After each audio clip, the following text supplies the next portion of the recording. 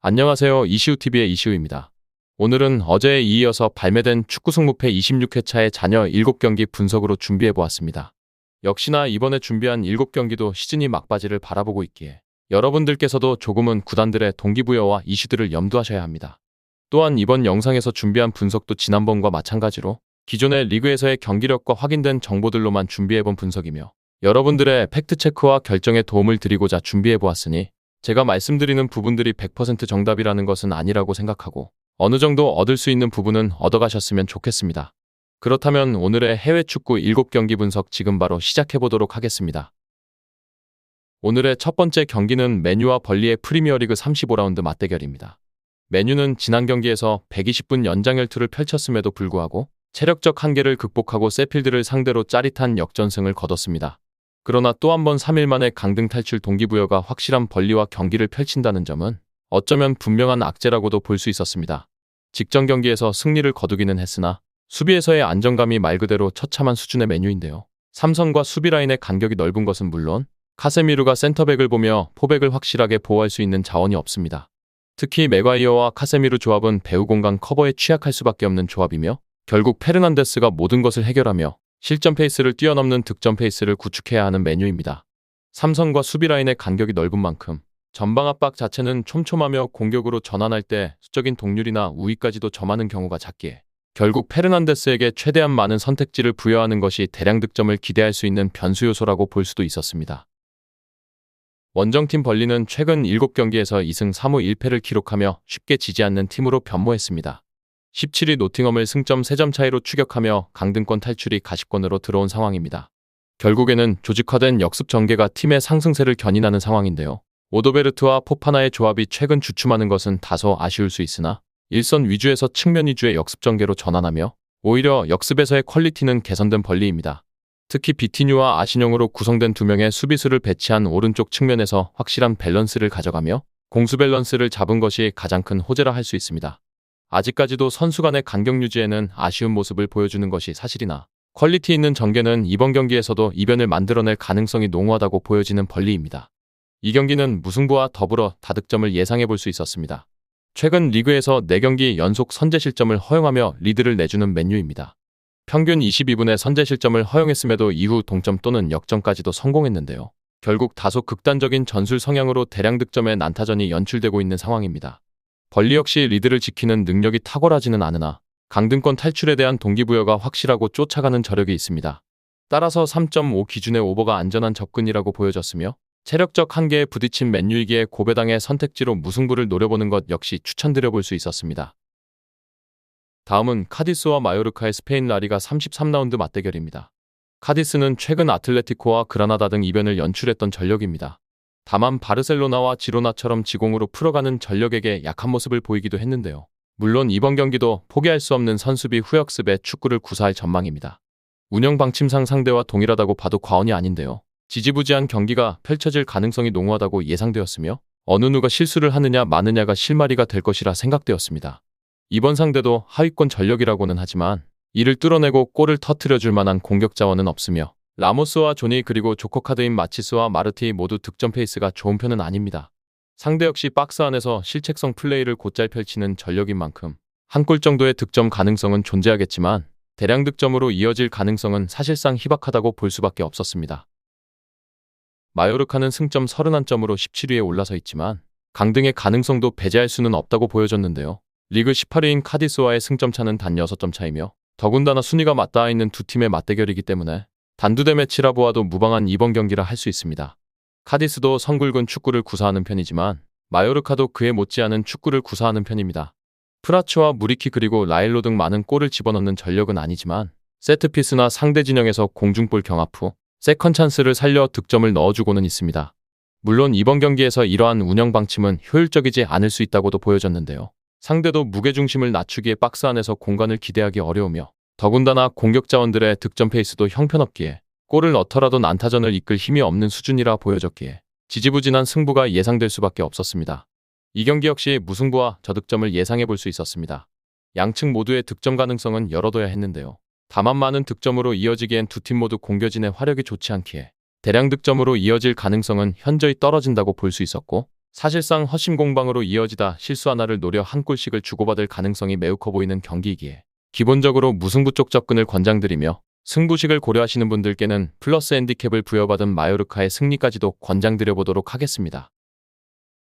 다음은 본머스와 브라이튼의 프리미어리그 35라운드 맞대결입니다. 본머스는 시즌 중반과 후반 무렵 또다시 승점을 쓸어모은 상태입니다. 기어코 리그 10위까지 탈환하는 데 성공했는데요. 승점상 이번 경기에서 승리와 대량 득점이 동반된다면 순위를 조금 더 끌어올릴 수 있는 여지가 충분한 본머스입니다. 무엇보다 본머스는 이라올라 감독의 맞춤형 전략이 가장 돋보였는데요. 근래 브라이튼의 경기를 보고 해답을 얻었다고 보여졌으며 상대의 3선과 4선에 강한 압박을 가할 경우 이를 이겨내지 못하고 실점을 거듭 허용하는 상태이며 이를 놓칠 리가 없다고 보여졌습니다. 솔랑케와 세메뇨 그리고 클라위베르트 등 득점 페이스가 좋은 일선 자원들을 앞세워 공을 빼앗고 득점을 노릴 전망입니다. 홈에서의 전적은 17승 6무 5패를 기록하며 중위권이라는 것을 감안했을 때 홈에서의 실점 관리가 잘 되는 상황은 아닙니다. 물론 상대의 일선이 부상으로 무너지고 측면의 날개도 잃은 상황이며 공격적으로 나서기엔 무리가 따르는 상황이라고 볼 수 있기에 본머스에 있어 무실점으로 경기를 마무리 지을 최고의 적기라고 볼 수도 있었습니다. 원정팀 브라이튼은 날개를 잃어버림과 동시에 추락하고 말았습니다. 근래 5경기에서 무승을 기록 중인 상황이며 더군다나 득점에 비해 실점 관리가 전혀 이루어지지 못하고 있습니다. 주전급 선수들의 대거 이탈이 결국 발목을 잡았다고 볼 수 있었는데요.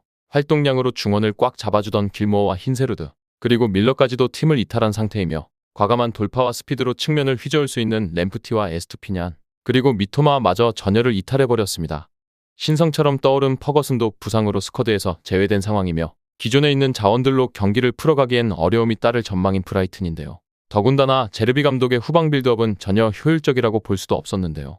주전과 비주전과의 간극이 큰 나머지 매끄럽지 않은 처리 과정은 상대 압박의 먹잇감이 되고 있습니다. 다만 운영 방침상 플랜 B가 없는 감독이기에 이번 경기에서도 변화를 가져갈 가능성은 사실상 제로에 가까우며 본머스의 압박에 휘둘리며 또다시 패배할 가능성이 높은 브라이튼입니다. 이 경기는 본머스의 승리와 저득점을 추천드려 볼 수 있었습니다. 본머스 역시 부상으로 이탈한 선수들이 많지만 장기 이탈자들이 많은 상황이며 이들 없이 승리하는 법을 이미 파악하는 것이 끝난 상황인 반면 브라이튼은 주전급 선수들의 이탈로 휘청거리는 상황입니다. 꾸준한 하향 곡선을 그리는 브라이튼이 반전을 일으킬 요소는 적다고 보여졌으며 본머스의 단독 득점 가능성도 굉장히 높다고 보여졌고 점수차도 크게 날 가능성이 보여지는 만큼 본머스의 승리와 더불어 핸디캡 승리 쪽 접근까지도 고려해 볼 수 있었습니다.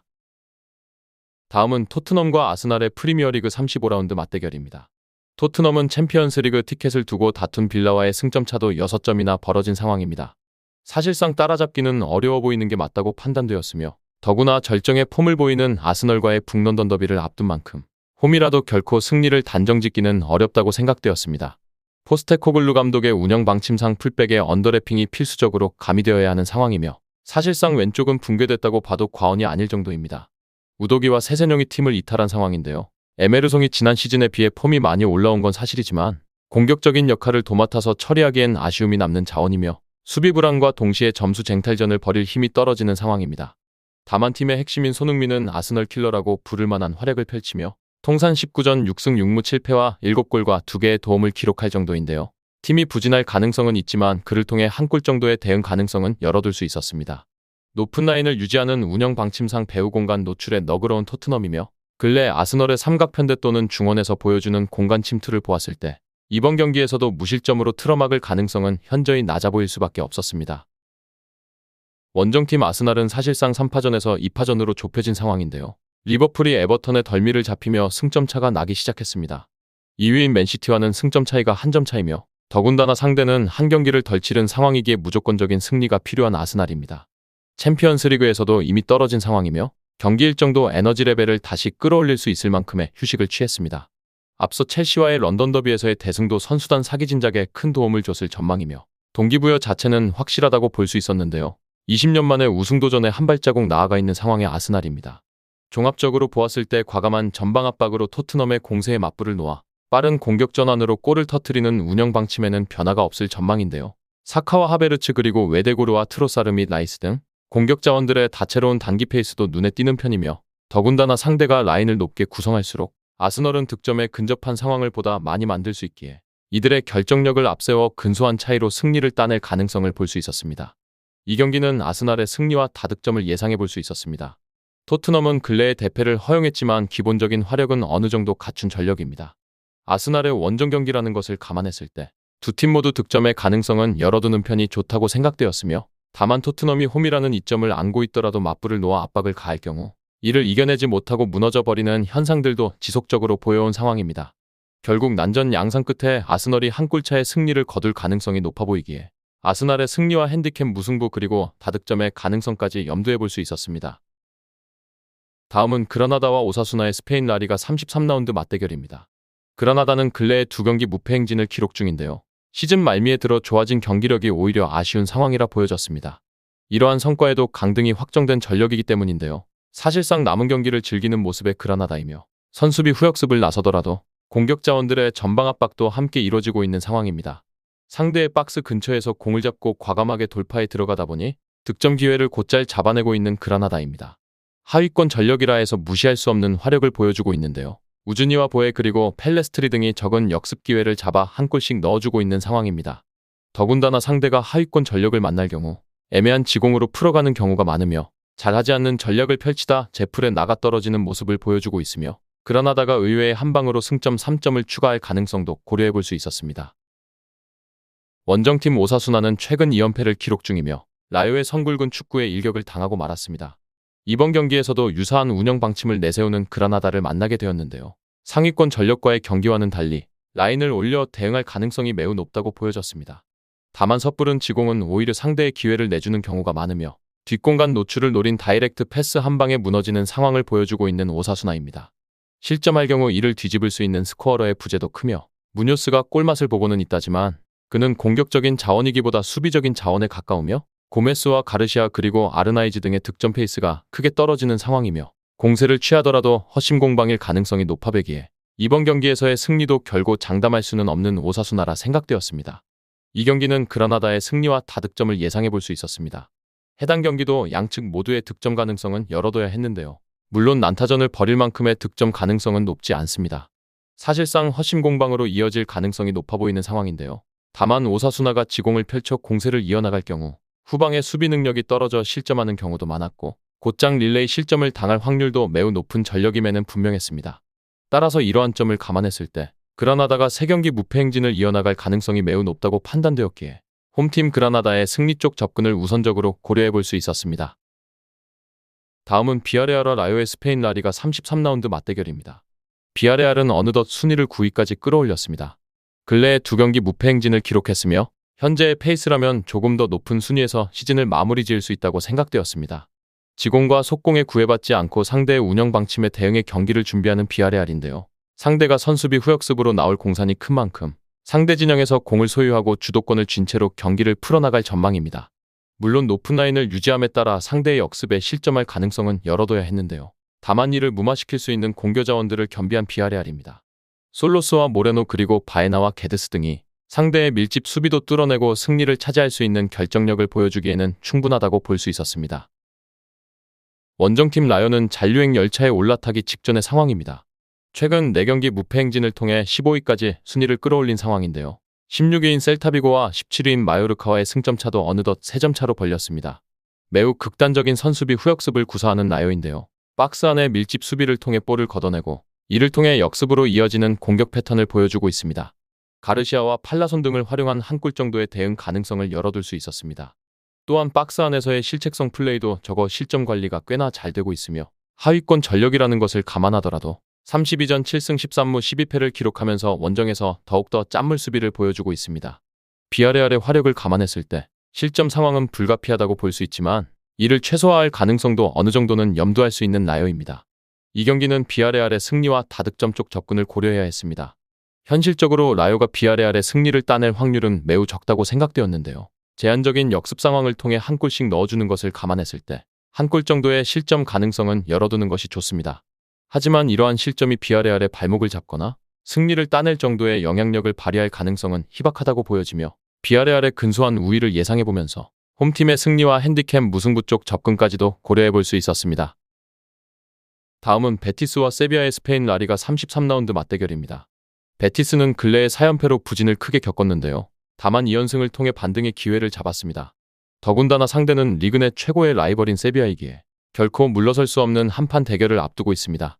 펠레그리니 감독의 운영 방침상 선수비 후역습으로 일관하는 감독은 아닌데요. 상황에 따라 점유율 우위를 쥐고 지공으로 풀어가거나 롱볼 위주의 패스를 통해 사이드 플레이 후 간결한 마무리 패턴도 잘 구사하는 편입니다. 세비야가 현재 상승세이긴 하나 수비 과정에서 실책이 많이 나오는 만큼 두 가지를 혼용한 세부 전술을 들고 나올 가능성이 충분한 베티스이며 이를 수혜할 수 있는 공격 자원도 갖춰진 상태인데요. 주제와 페레스 그리고 이스코 등은 베티스의 판타스틱4의 명백을 이어나가는 자원이며 홈에서의 실점 관리는 대체로 잘 되고 있는 상황이지만 상대의 공격진의 화력을 감안했을 때 한 골 정도의 실점 가능성은 열어두는 편이 좋아 보였으며 난타전으로 흐를 가능성까지도 배제할 수 없다고 생각되었습니다. 원정팀 세비야는 현재의 기세를 본다면 더 이상 강등 걱정은 없다고 보여졌습니다. 어느덧 라스팔마스를 넘어서 12위에 안착했는데요. 남은 일정에 따라 안정적으로 10위권 이내로 진입할 가능성도 보여지는 세비야입니다.